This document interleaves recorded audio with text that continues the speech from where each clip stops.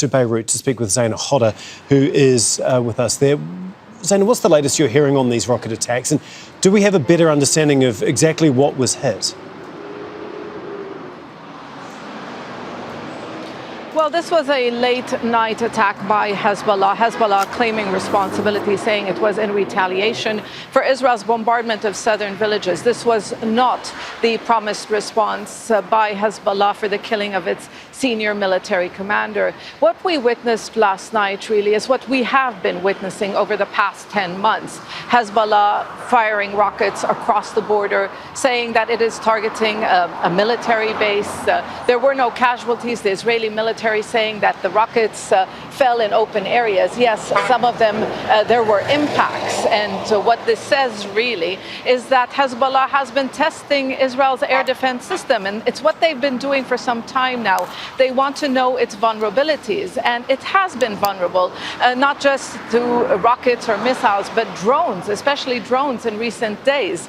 So this is still not the promised retaliation, but this attack happening really amid heightened tension, amid reports from U.S. and Israeli intelligence sources suggesting that the promised response by Iran and its ally Hezbollah is coming. And it could happen as early as Monday.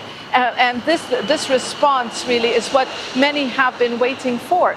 So you have this heightened tension, but I just got off the phone with the spokesperson of the UN peacekeeping force in southern Lebanon. What he's telling me is that despite these tensions, the trajectory of the conflict that we are witnessing is what we have been witnessing over the past 10 months. It is still very much localized. The biggest question is what happens after Hezbollah's promised response? What kind of a response Israel will carry out or mount in return?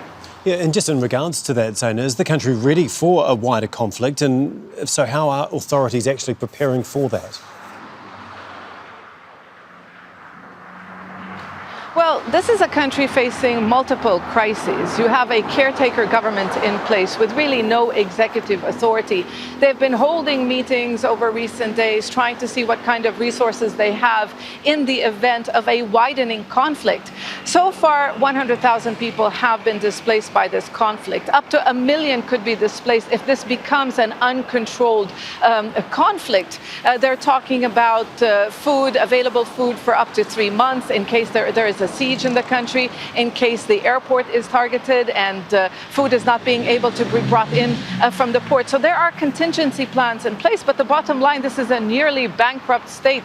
It cannot help the people. And this is something Hezbollah knows, and that's why it has been calibrating its attacks since the start of this conflict. Its people, its supporters live in so-called Hezbollah strongholds. They are looking for homes outside the areas, and many of them cannot afford to rent apartments outside these areas. But Israel too knows that Hezbollah can cause a lot of destruction to its third largest city, Haifa, for example, displacing even more people. And that's why these realities really show or indicate that both sides have been treading carefully.